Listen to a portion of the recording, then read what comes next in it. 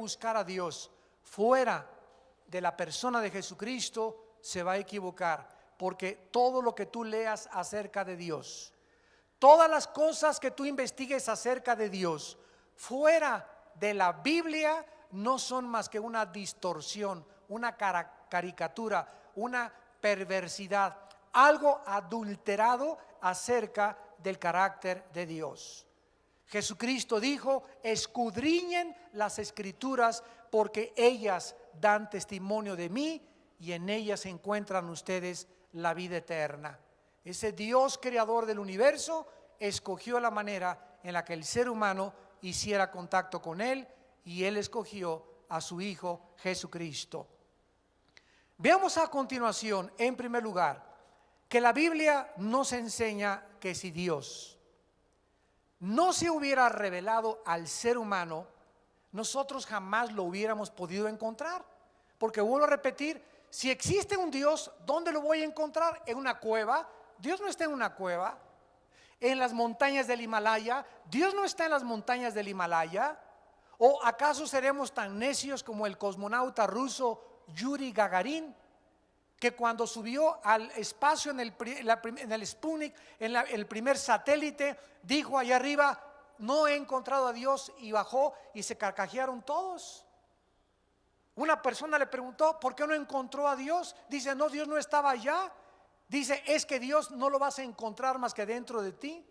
Y él pensaba encontrar a Dios en la luna, pensaba encontrar a Dios sentado en un arpa con un jugo de limón ahí, tomándose en Marte alguna soda, etcétera, etcétera. Y no es posible así conocer a Dios, porque Dios, si existe Él, trasciende nuestra dimensión de nuestros 5 sentidos, trasciende nuestra finitud intelectual, está mucho más allá de todo aquello que lo podamos nosotros concebir o comprender. Si existe Dios, Él es el que tuvo que haber hecho el contacto con nosotros. Hace algunos años yo tenía uno de mis escritores favoritos llamado Carlos Sagan. Él hizo esa película famosa que ustedes han visto que se llamó Contacto.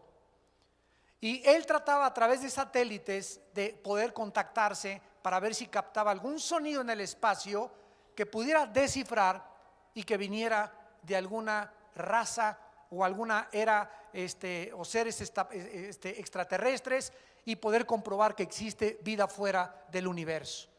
Carlos Sagan no pudo hacer nada, diseñó unas parabólicas increíbles, etcétera, etcétera, y concluyó antes de morir en su bitácora. Dijo Carlos Sagan: no existe ningún propósito en esta vida ni en el universo fuera de aquel que podamos nosotros descubrir dentro de nosotros. O sea, fuera de mí no hay absolutamente nada, y fuera del universo que nosotros vemos, Él siempre ha sido como está. Y Carlos Sagan creía en la eternidad del universo. Sin embargo, la misma ciencia comprueba que el universo no es infinito, que tuvo un principio, por lo cual tendrá un final. En el pasaje que acabamos de leer, en el libro de Job, capítulo 11, versículo del 7 al 8, se nos dice: ¿descubrirás tú los secretos de Dios? A esta pregunta, ¿qué respuesta le daremos humanamente? ¿Habrá alguien que descubra los secretos de Dios si es que Dios existe? ¿Cuál es la respuesta? ¿No conoces ni los secretos de tu suegra? ¿No conoces ni los secretos de las matemáticas ni de la física? Todavía los físicos no han podido definir la luz. ¿Es una corriente de electrones? ¿Es un fluido? ¿No pasan de ahí? Todavía no entienden las fuerzas gravitacionales los físicos. Todavía no entienden por qué la Tierra sigue girando sobre su eje en 24 horas. ¿Qué fuerza es la que le dio a la Tierra ese movimiento? ¿Y por qué no se para? Si de acuerdo a la física toda fuerza es proporcional a la fuerza aplicada, todo movimiento es proporcional a la fuerza aplicada, y la aceleración de la masa es proporcional a la fuerza que le aplicas. Si yo tengo una canica aquí, le hago a la canica así, pasa la canica sale disparada de acuerdo a una fuerza que le apliqué, pero la canica se tiene que parar. ¿Por qué? Porque cuando se para necesita más fuerza para seguir empujándose, para seguir dando una vuelta o para seguir su trayectoria. tú disparas una bala y sale la bala a una velocidad tremenda y hace una parábola y se tiene que caer la bala porque la fuerza de la pólvora se le acabó. Disparas una flecha y hace una parábola y se cae la flecha, porque así es la fuerza gravitacional y es la ley de la física. Pero a la Tierra, ¿quién le hizo así que no ha perdido su velocidad y se sigue manteniendo desde hace miles o millones de años? Y al mismo tiempo, ¿quién le empuja para que le dé la vuelta alrededor del Sol y para que sea posible las 4 estaciones? ¿Qué es lo que hace que los átomos en el macrocosmos y en el microcosmos tengan fuerza volicional? Y los científicos ni siquiera han descubierto eso, mucho menos descubriremos los secretos de Dios. ¿Descubrirás tú los secretos de Dios, Ciro Peraloca? ¿Llegarás tú a la perfección del Todopoderoso? ¿De veras te crees más inteligente que si Dios existe de acuerdo a mis conceptos y de acuerdo, no salió ni el Estado de México, pero según mis cálculos Dios no existe? ¿De veras te crees tan sabio y tan perfecto para poder concluir que no existe algo que trasciende tus 5 sentidos simplemente porque no lo puedes observar con tus ojos ni palpar con tus 5 sentidos?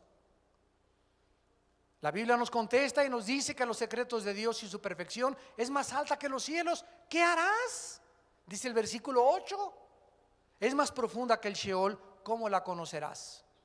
Entonces concluimos que si Dios existe, no lo vamos a poder encontrar buscándolo en este mundo, ni yéndonos en un cohete buscándolo en el espacio. Tenemos que encontrar y descubrir que ese Dios invisible, eterno, poderoso, creador, diseñador, legislador de la ley, es el que Él vino a este mundo y Él se nos reveló. Y cuando Cristo comenzó a caminar por este mundo, hizo las obras que Dios quería que hiciera para que supiéramos que Jesucristo era verdaderamente su Hijo amado. Dice la Biblia en Isaías 55, 8 y 9, porque mis pensamientos, dice Dios, no son vuestros pensamientos, ni mis caminos son tus caminos. Como son más altos los cielos que la tierra, mis caminos son más altos que los tuyos. Entonces no digas lo siguiente: yo no creo en Dios, porque si Dios existiera, ¿cómo pudo permitir los tsunamis, los terremotos, que se murieran los niños? Entonces vamos a seguir una línea lógica, señores científicos que nos acompañan y ateos que están con nosotros, o los que nos ven por la televisión. Si tú eres un ateo y concluyes, porque el 90% de los ateos, escúchame, el 90% de los ateos que yo he conocido son personas amargadas con la vida. No han podido entender por qué pasa lo que pasa, por qué hay niños que se mueren en tsunamis, por qué hay terremotos, por qué hay injusticias, etcétera, etcétera. Y como no pueden entender aquí en la maceta, en la calabaza que tienen, no pueden asimilar, no pueden discernir, distinguir por qué, si existe un Dios, permite esto, concluyen ellos: no existe Dios, porque no entienden. Cuando la manera honesta de una persona intelectual verdaderamente, pero honesta, debería ser la siguiente: yo no entiendo lo que pasa en el mundo, pero Dios, si existes, explícamelo. Quiero saber por qué pasa lo que está pasando, por qué hay tanta injusticia, por qué tanto sufrimiento, por qué tantos crímenes, por qué tantas guerras, qué es lo que está pasando. Si existe un Dios, yo quiero saberlo. Y Señor, si tú existes, dámelo. Y si en Jesucristo tú te revelaste, Señor Jesucristo, te necesito porque quiero entender. Pero no digas ni justifiques la negación de Dios porque no lo entiendes. Esto es muy deshonesto. Como no entiendo, no lo acepto. Más bien, no lo entiendo, pero lo quiero entender. Y si hay alguien que te lo puede explicar, porque en tu finitud no lo entiendes, necesitas entonces a Dios. Porque no eres sabio, tienes el cerebro, y yo tengo el cerebro comparado al de Dios de un renacuajo. Una vez les conté la historia de un gran santo y uno de los más grandes pensadores que a mí me desafió, porque yo antes de ser cristiano era ateo. Nosotros fuimos creados, aquí está mi mamá, en colegios lasallistas, religiosos, católicos, y me decepcioné profundamente de mi religión a la que pertenecíamos a los 14, 15, 16 años de edad. Me decepcioné tremendamente por todas las cosas que veía, ¿verdad?, en mi religión, y me brinqué al extremo. Me hice ateo y me convertí en enemigo de Dios. Mi hermano Alejandro, cuando comenzó a hablarme a mí de Cristo, ya tenía yo 25 años de edad, y había yo sufrido muchísimo, y me había metido a estudiar ciencias políticas y que después psicología, me quería ir a los Himalayas y raparme allá con los budistas, bueno, buscando por todos lados la verdad. Y en ningún lado podía yo encontrar nada hasta que mi hermano Alejandro un día me dijo que te reto, te desafío a que leas la Biblia. Y cuando comencé a estudiar la Biblia, paralelamente comencé a estudiar un libro que se llama La ciudad de Dios, de Agustín de Hipona. Y dice la historia que Agustín era un muchacho sumamente brillante, intelectual, que iba caminando por la playa y pensando en la playa: si Dios existe, ¿por qué permitió al diablo? Si Dios existe, ¿por qué permitió la maldad? Yo, si hubiera sido Dios, no hubiera permitido eso. Y en estos pensamientos y en estas reflexiones iba Agustín caminando por la playa cuando se encontró a un niño que corría al mar y agarraba el mar en una cubetita y lo echaba en un hoyo, y corría al mar y sacaba agua en la cubeta y le echaba en un hoyo. Y entonces Agustín le preguntó al niño: oye niño, ¿qué estás haciendo? Y le contestó el niño: estoy tratando de poner el mar en ese hoyito. Y Agustín le dijo: niño bruto, tonto e incoherente, ¿cómo es posible que tú creas que el mar en su inmensidad quepa en ese hoyito que tú estás haciendo? Y el niño se paró y le contestó a Agustín y le dijo: ¿y cómo piensas tú, más bruto que yo, que la inmensidad de los pensamientos de Dios quepa en la jicarita que tienes aquí? Agustín escribe que él está seguro, ¿verdad?, que ese niño era un ángel. La Biblia dice en Hebreos 13 que muchas veces los ángeles toman forma humana, y en la Biblia los vemos. Y desde ese momento Agustín comenzó a entender que era realmente imposible meter lo vasto y lo inmenso de los pensamientos de Dios en la jicarita que tenemos aquí adentro, porque aquí hay 60 watts y ahí hay 10 millones de watts. Si tú agarras esa corriente y la tratas de meter en un foco de 60 watts, ¿qué le pasa al foco de 60 watts? Lo fundes. Y por eso la mayor parte de los ateos se han muerto fundidos. Se les fundieron los fusibles. En otras palabras, ¿qué significa? Se volvieron locos.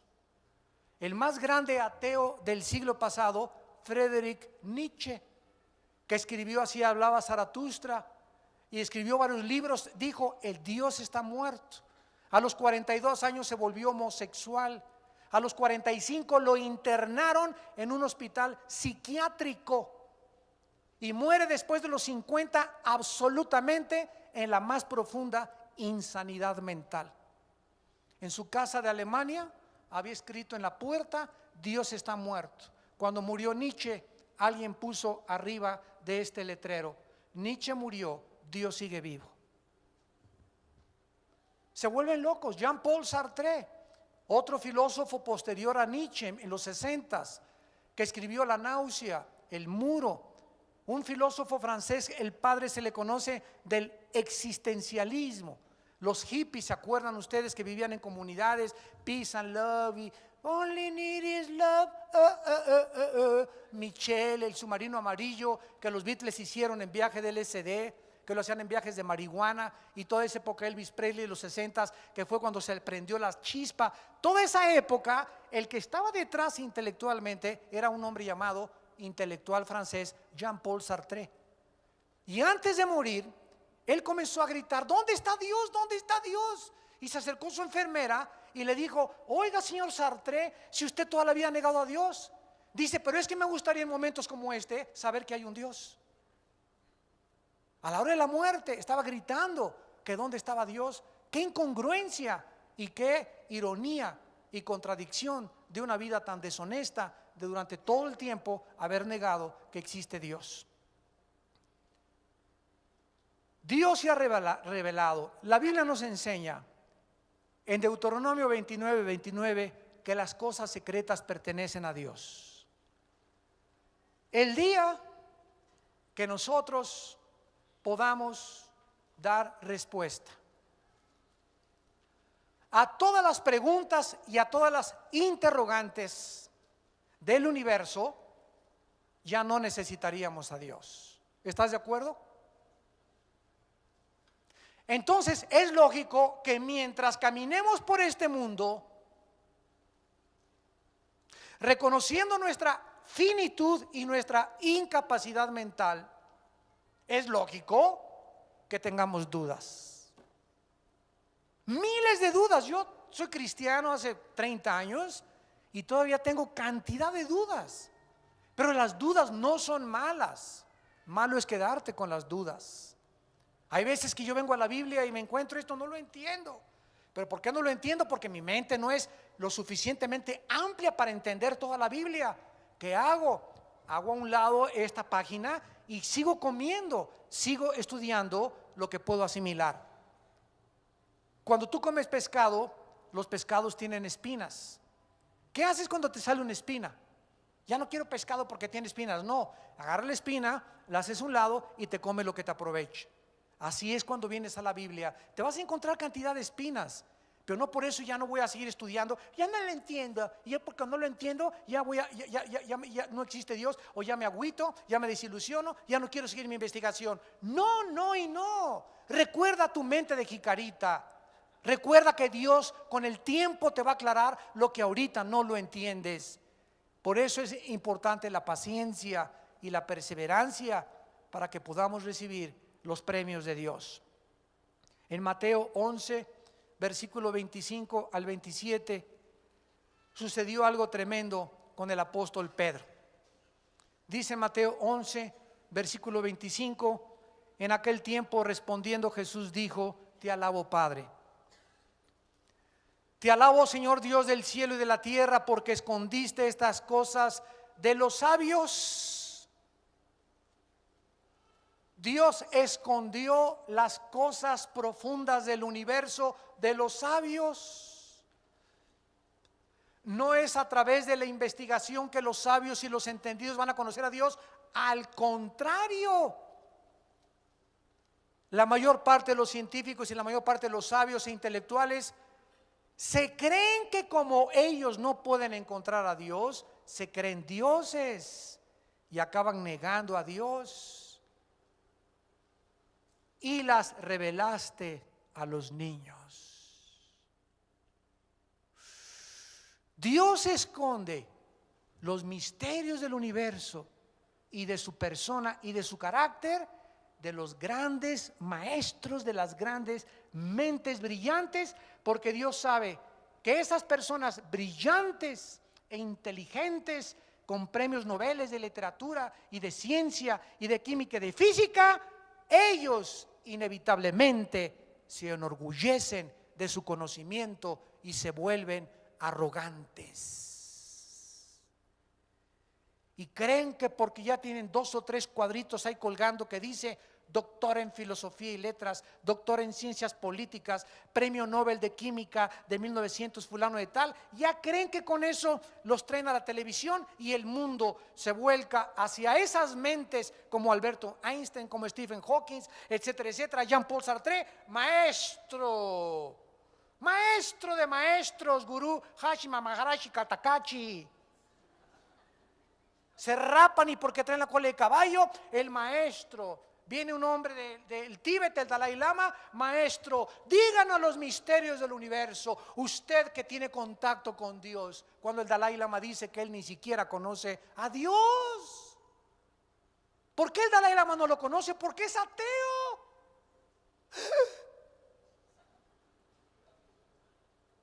El Dalai Lama es ateo, sí. Los budistas son ateos. Buda era ateo, el budismo es una religión atea.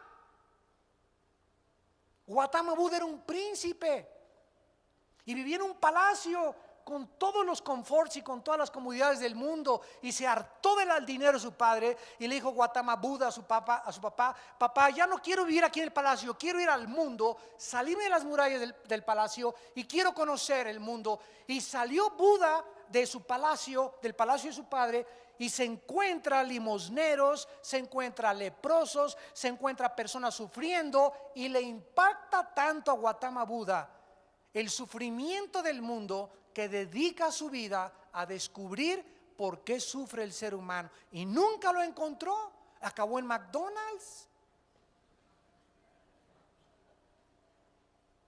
Se decepcionó porque no encontró por qué sufríamos, y comenzó a comer y a comer y a comer, y por eso se puso así. Pero él jamás dijo, cuando fundó su filosofía y religión, no, esto nos concluye que no todas las religiones son teístas. Hay religiones que son ateas. El comunismo es otra religión y es ateo. Entonces, ¿de dónde sacaron? Cuando voy a la universidad me dice un maestro: oiga, pero usted no viene a hablar de religión, ¿verdad? ¿Aquí se habla de religión? ¿Aquí se habla de Hitler? Sí. ¿Se habla del comunismo? Sí. ¿De la dialéctica materialista? Sí. ¿Se habla de Buda? Sí. Entonces, ¿por qué me hizo a mí que no hablo de religión? Porque traigo la Biblia. ¿Que usted no sabe que los religiosos también son ateos? Y la gente no sabe que hay religiones ateas, como el budismo es una religión atea. Los budistas no creen en Dios, ni le oran a Dios, ni le oran a Buda. Entonces, ¿cómo podemos nosotros, verdad, creer que un ser humano, igual que tú, igual que yo, nos pueda responder los secretos del universo? En Mateo 16, el apóstol Pedro dice en el versículo, Mateo 16, versículo 13, en Cesarea de Filipo, Cristo preguntó a los discípulos diciendo: ¿quién dicen los hombres que es el Hijo del Hombre? Es una pregunta muy relevante. ¿Quién dice tu maestro? Pregúntale a tu maestro que es Cristo. Escuchen, te van a contestar: Cristo fue el primer revolucionario. Cristo fue un comunista. Cristo fue un gran moralista. Cristo fue uno de los grandes iluminados.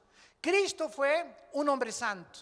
Esta es la opinión que, si tú le preguntas al mundo, te van a contestar. Pero nadie te va a contestar lo que Pedro le contestó a Cristo. A Cristo le interesaba saber qué decían las gentes acerca de él. ¿Qué dicen los hombres? ¿Quién soy yo? Le contestaron y le dijeron: unos, Juan el Bautista; otros, Elías; otros, que eres un gurú; otros, que eres un revolucionario; otros, que eres ahijado del Che Guevara, etcétera, etcétera. Él les dijo: ¿y ustedes? Ya no me interesa lo que la gente diga. ¿Ustedes quién dicen que soy yo? Respondió Simón Pedro y le dijo: tú eres el Cristo, el Hijo del Dios viviente.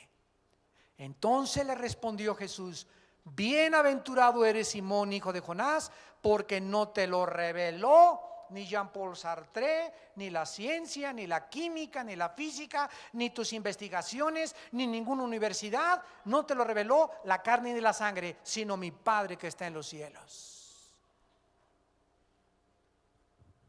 Cuando yo me convertí al cristianismo y dejé el ateísmo, ya no vi a Cristo como el Che Guevara, como un grande iluminado, como un gran maestro moralista, como uno de los grandes santos de Dios, como uno de los tantos gurús, como le llaman también muchas personas, sino que cuando yo me encontré con Cristo y lo pude ver a través de la iluminación que Dios, al darme su espíritu, me abrió mi mente, lo vi y le pude decir: tú eres mi Señor y mi Dios.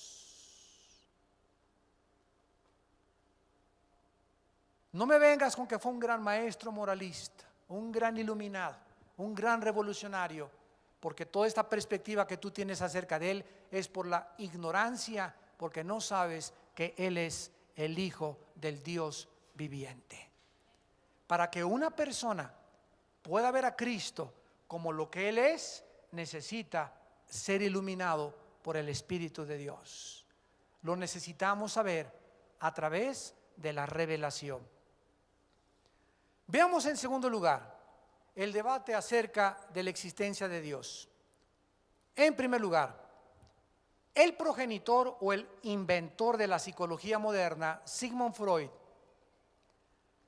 postuló una declaración que es la antítesis, o sea, totalmente lo opuesto de lo que la Biblia dice. Sigmund Freud, en su libro El futuro de la ilusión, 1928, dijo estas palabras: el ser humano inventó a Dios. Esto es lo que dice el padre progenitor de la psicología moderna. Freud dijo en su mismo libro El futuro de la ilusión: el ser humano necesita desesperadamente seguridad en medio de un mundo donde no tiene el control sobre todas sus circunstancias, por lo cual tuvo que inventar la existencia de Dios. Continúa Freud diciendo: la invención de Dios se debe al temor que el ser humano tiene ante la muerte y ante todo lo desconocido, por lo cual el ser humano se volvió incorregiblemente religioso. Entonces, de acuerdo a Freud, que era ateo, Freud era ateo de ateos y murió con una neurosis increíblemente grande. Dice su esposa que se levantaba a la 1 o 2 de la mañana gritando, empapado en sudor, que veía figuras y veía cosas que se le aparecían. Ahora podemos saber, verá, que eran demonios. El padre de la psicología, con neurosis, con neurastenia, así muere casi loco. Él pudo decir: es que Dios lo inventaron los hombres, porque como no conocen lo oscuro ni lo que va más allá de nosotros, ellos tienen que ser religiosos y le llaman al sol Dios, le llaman a la luna Dios, y el hombre inventó a Dios. Freud se equivocó trágicamente por las tinieblas de su mente neurótica, porque si se le hubiera dado a escoger al ser humano, de acuerdo a la experiencia, entre inventar o eliminar a un Dios, el ser humano hubiera decidido que no existiera Dios. Al contrario, si al ser humano se le hubiera dejado sin la revelación de Cristo y de la Biblia, a ninguno de nosotros nos conviene que existe Dios. Porque el momento en que yo sé que existe Dios y que es un juez y que después de la muerte nos va a juzgar, ya mi vida está amenazada. Ya mi vida está confrontada. Es un trauma enfrentarme a un juez que me va a juzgar y que me está diciendo: no puedes hacer en la vida esto y esto y esto porque es pecado, esto y esto sí te lo permito. A mí no me conviene que ese Dios exista, porque ese Dios viene a tomar mi autonomía. Nos viene a robar lo que más amamos: ser libres, pero no libres sino libertinos. Que nadie nos diga lo que es bueno y lo que es malo. Yo, si me gusta otra mujer, me voy con ella. Si me quiero emborrachar, me emborracho. Si me gusta esto, lo hago. A mí no me conviene que exista ese Dios. Y esta es la razón por la cual el ser humano, cuando se confronta que hay un Dios, cuando te enfrentas a la Biblia y cuando te enfrentas al mensaje de la resurrección de Jesucristo, comienzas a temblar de los pies a la cabeza, porque no te conviene creer en Dios, porque amenaza tu autonomía. Te viene a decir: ahora tú ya no eres Dios, ahora quiero que sepas que te tienes que hincar delante de mí y te tienes que someter y tienes que obedecer mis leyes, porque di mi vida por ti en una cruz. Y a ti no te conviene que nadie te venga a decir lo que tú tienes que hacer ni lo que yo tenga que hacer. Si al ser humano se le hubiera dejado escoger entre que exista Dios y que no exista Dios, hubiéramos escogido que mejor Dios no existiera. En Romanos 1, el apóstol Pablo escribió estas palabras. Versículo 20, Romanos 1: porque las cosas invisibles de Él, su eterno poder y deidad, se hacen claramente visibles desde la creación del mundo, siendo entendidas por medio de las cosas hechas, de modo que no tienen excusa. De acuerdo a la Biblia, Dios no se puede ver. Su eterno poder y deidad no lo podemos ver porque es invisible. Sin embargo, cuando el ser humano levanta los ojos al universo y descubre en el universo dos cosas: orden y diseño. Orden increíble de los planetas, el movimiento de las galaxias, el movimiento perfecto y la distancia perfecta del Sol a la Luna, de los satélites de la Luna a la Tierra, la maravilla de oxígeno que respiramos, que es una combinación perfecta de hidrógeno, oxígeno, gases, y que al hacer así me permiten yo tener vida, y que si salgo en la atmósfera esta combinación de gases ya no existe en el espacio más que aquí.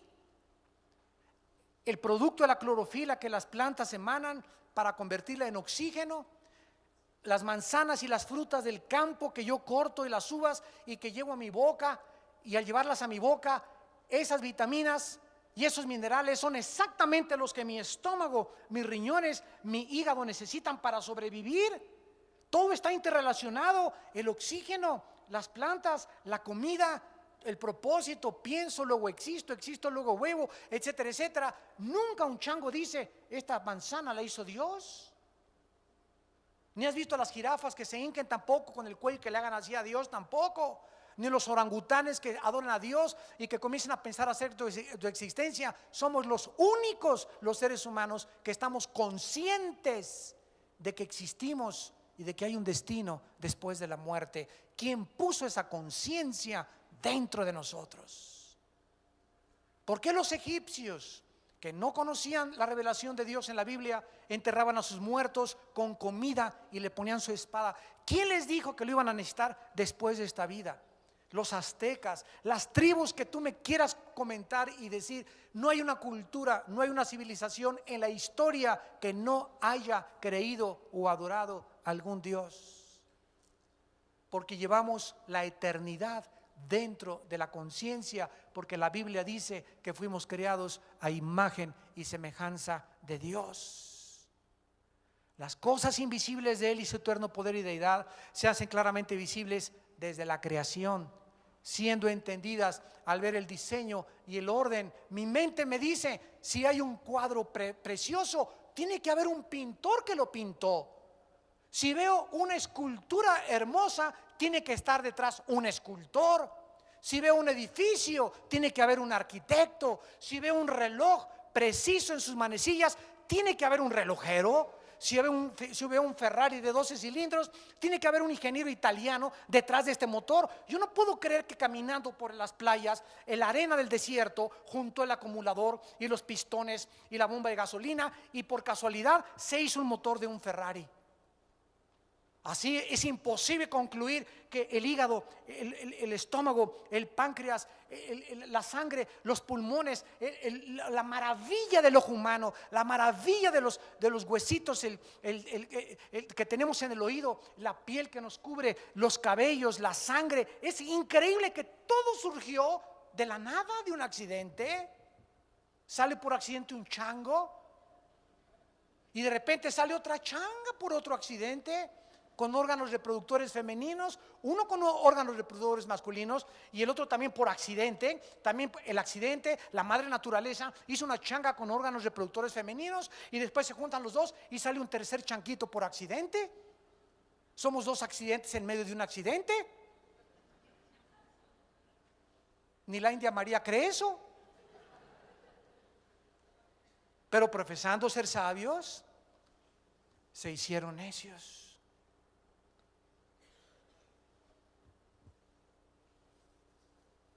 Dice la Biblia aquí en Romanos, versículo 21, pues habiendo conocido a Dios, no le glorificaron como a Dios, ni le dieron gracias.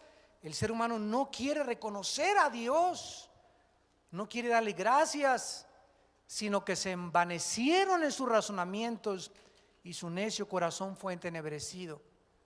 Y así es como la Biblia describe la mente de Freud, de Nietzsche, de Sartre, de Carlos Sagan, de Adolfo Hitler, de Saddam Hussein, de esos los Césares romanos, de inventores, de escultores, que a los ojos del mundo, grandes mentes, grandes filósofos, sin embargo, pasaron por esta vida sin haber jamás descubierto a Dios. Y cuando se murieron no te llevas ni la química, ni la física, ni las matemáticas, ni todo lo que aprendiste. Cuando nos muramos, lo único que nos llevamos y que nos va a servir en el cielo es el conocimiento de Dios. Juan 17:3, y esta es la vida eterna, que te conozcan a ti y a Jesucristo, a quien tú has enviado. Vamos a ver que aunque la evidencia de Dios es demasiado clara e irrefutable, la negación de la existencia de Dios, la Biblia le llama necedad. Salmo 14:1, el necio dice en su corazón, no hay Dios. Es una necedad. Una persona atea es una persona deshonesta, filosófica y racionalmente. Es una persona absurda en sus pensamientos y en la coherencia de su lógica elemental, siguiendo la línea de la lógica elemental. Y aunque Dios no puede ser probado, como una vez, hace muchos años, un gobernador del estado de Tabasco llegó a un pueblito y él se dedicó a matar cristianos y a quemar iglesias en el estado de Tabasco. Le llamaban Garrido Canaval.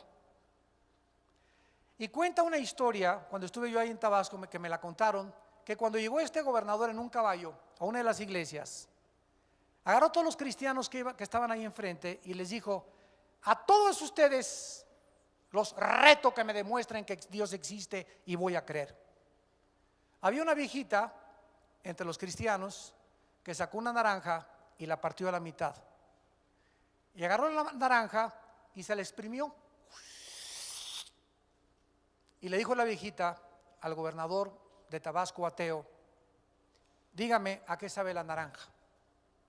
Y él le contestó, vieja tonta, ¿cómo lo voy a saber? La tengo que probar. Y la viejita le contestó, así es Dios, Señor, lo tiene usted que probar. Así hay mucha gente, ¿verdad?, que quieren, pruébame que Dios existe, quiero esto, pues es una cosa, tú lo tienes que experimentar en tu vida. Es algo personal y es algo individual. Dice en Romanos 8, el Espíritu nos da testimonio a nuestro espíritu de que somos hijos de Dios. No es hasta que tú le entregas la vida a ese Dios que no conoces, pero que Él quiere que tú le conozcas y entrar a tu vida, que cuando Él entra a tu vida, Jesús dijo, yo y mi Padre nos manifestaremos en tu corazón. Los argumentos que usamos para demostrar la existencia de Dios son de diferente carácter. En primer lugar tenemos los argumentos que se llaman deductivos, como el argumento teleológico. Teleo significa en el griego perfecto o completo, teleológicos. Esto significa que cuando observamos algo perfecto o algo acabado, en ese momento concluimos que tiene que haber, como vimos, un diseñador. Una persona que dice que el universo se hizo por casualidad y por accidente, es la misma persona que concluye que al encontrarse un motor en las arenas del desierto, decir, las arenas del desierto formaron este motor tan perfecto que existe. Esto es una estupidez intelectual. Esto es un absurdo irracional total. Así es el que dice todo se hizo por accidente. Es el argumento teleológico. En segundo lugar tenemos el argumento ontológico. La palabra ontos es un participio griego que se refiere al verbo ser o estar. O sea, en este contexto se tiene referencia al ser de Dios. Este argumento, el ontológico, razona que por causa de que la mente humana puede concebir a un ser absolutamente perfecto, esto implica la realidad de la existencia de un ser perfecto. El mero hecho de que un ser humano conciba en su mente que existe alguien superior nos muestra verdaderamente que ese ser tiene que ser Dios. Por eso todas las culturas, todas las civilizaciones han concluido, hay algo en la fuerza de la guerra de las galaxias le llaman la fuerza, otros le llaman lo invisible, el poder. Algo le dice al ser humano, hay algo que trasciende a nosotros. Esto nos habla que esta concepción la tuvo que haber puesto Dios en nosotros. Después tenemos el argumento aestético. Ojalá que todos estén apuntándolos. Aestético, que por causa de que existe la belleza, la belleza, la estética en el mundo, alguien la tuvo que haber diseñado. ¿Se acuerdan lo que dijo Cristo en Mateo 6? Vean ustedes el color de las flores. No existe un vestido, un diseñador, un modista que pueda diseñar los colores de las flores del campo. Ni Salomón se ha vestido con la belleza de las flores. Ve los colores de un pájaro o de esas guacamayas o de esos animales y la combinación de esos colores son inimitables. Esta belleza, esta puesta del sol en Acapulco en pie de la cuesta, este universo cuando sales de arriba de la tierra y viajas en una nave espacial y ves todo el espacio y el mundo y el sol radiante, etcétera, etcétera. Todo esto nos habla, ¿verdad?, de este argumento estético de que esta belleza tiene que estar detrás alguien que la haya creado. Después tenemos los argumentos morales. Por causa de que los seres humanos sabemos que hay un bien y que hay un mal. ¿Quién me dijo que era bien y que era mal? Es otra de mis preguntas a los ateos. Le digo al ateo, oiga, alguien se robó a su hija. ¿Qué contestaría usted? Me levantaría y lo perseguiría. Oiga, ¿y por qué? Si para usted no hay el bien y el mal. El ladrón dice que no existe la justicia ni la justicia. Y usted es ateo, usted no puede tener una plataforma moral para determinar qué es bueno y qué es malo. Oiga, pero ¿qué es malo que me roben a mi hija? Bueno, eso es lo que dice usted. ¿Quién le dijo a usted que era malo? ¿La vaca? ¿Una cucaracha? ¿Un conejo? ¿Quién le dijo? ¿De dónde sacó usted el concepto de lo bueno y de lo malo? ¿Por qué las tribus africanas, sin conocer a Dios ni la Biblia, no entregan a sus hijas si no son vírgenes al matrimonio? ¿Quién les puso a los africanos que la virginidad es la virtud más grande en el matrimonio? ¿Quién nos puso que quitarle algo a alguien es robo? Los animales no tienen este concepto. ¿De dónde vinieron estas ideas? Y tenemos también uno de los más fuertes que se llama el argumento cosmológico. Cosmológico, que es el argumento de la causa o el efecto. De acuerdo a los científicos, todo efecto tiene una causa, ¿verdad? Esto es absolutamente lógico. No puede haber una causa sin un efecto. Por ejemplo, la causa de un espacio infinito tiene que ser infinita. La causa de la eternidad tiene que ser eterna. La causa de la complejidad de la materia en todos los seres vivos tiene que ser omnisciente y sabia. La causa de la conciencia tiene que ser personal. La causa de los valores éticos tiene que ser moral. La causa de la belleza tiene que ser estética. Y la causa de la vida tiene que ser algo vivo. No nada más nada igual a algo. ¿Cómo puede la vida surgir de la nada? Nunca nada ha producido nada. Nunca jamás ha surgido nada por espontaneidad. Nunca tampoco ha surgido el orden del desorden. Si yo agarro la enciclopedia británica y corto todas las hojas del A a la Z y las pongo debajo de un ventilador durante 5 billones de años, ¿ustedes creen que en 5 billones